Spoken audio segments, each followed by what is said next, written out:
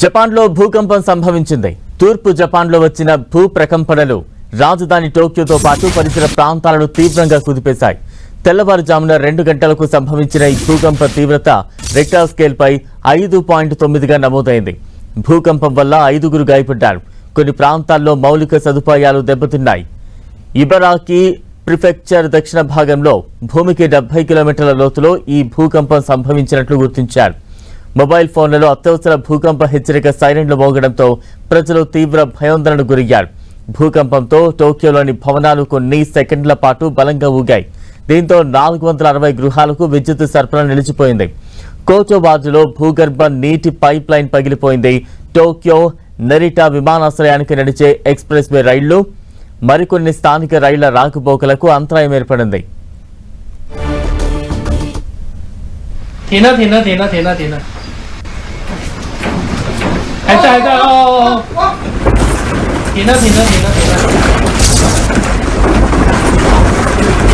強い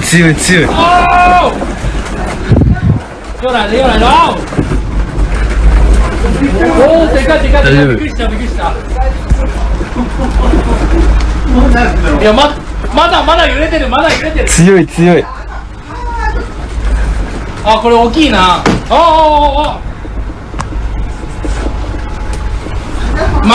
まだ揺れてるజపాన్లో భారీ భూకంపం సంభవించింది. రాజధాని టోక్యోతో పాటు మరికొన్ని ప్రాంతాల్లో ఈ భూ ప్రకంపనలు సంభవించాయి. దీంతో ఒక్కసారిగా ఆ స్థానిక ప్రజలందరూ కూడా భయాందోళనకు గురయ్యారు.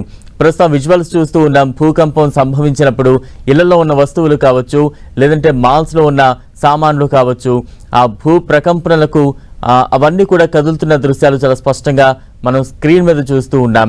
ఒక్కసారిగా అలర్ట్ సైరన్ మొబైల్స్లో మోగగాడింది. ప్రజలందరూ కూడా భయాందోళనతో బయటకు పరుగులు తీశారు. జపాన్లో అయితే భారీ భూకంపం సంభవించింది. దానికి సంబంధించిన దృశ్యాలు చూస్తూ ఉన్నాం. అయితే ఈ భూకంపంలో సుమారు 5గురు వరకు కూడా గాయపడ్డట్టుగా జపాన్ ప్రభుత్వం తెలియజేస్తోంది. తూర్పు జపాన్లో ఈ భూ ప్రకంపనలు సంభవించాయి. రాజధాని టోక్యోతో పాటు పరిసర ప్రాంతాల్లోనూ భూమి ఒక్కసారిగా కంపించింది. ఈ భూకంపంతో 5గురికి గాయాలయ్యాయి. ప్రస్తుతం విజువల్స్ చూస్తూ ఉన్నాం. నివాస ప్రాంతాల్లో వస్తువులు ఏ రకంగా భూకంపానికి ఆ వస్తువులు కదులుతున్నాయో చాలా స్పష్టంగా అర్థమవుతోంది. ఎక్కడి వారు అక్కడే నిలిచిపోయిన సిచ్యువేషన్. కొంతమంది ఈ మొబైల్లో భూకంపం హెచ్చరికలకు సంబంధించి సైరన్ మోగడంతో ఒక్కసారిగా ఇళ్ల నుంచి బయటకు పరుగులు తీశారు. సుమారు 460 గృహ సముదాయాలకు కూడా విద్యుత్ సరఫరా నిలిచిపోయిన సిచ్యువేషన్ కొనసాగుతోంది.まだ揺れてる強い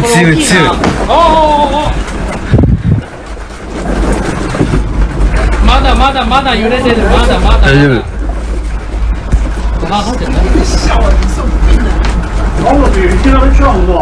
強いびっくりしたよ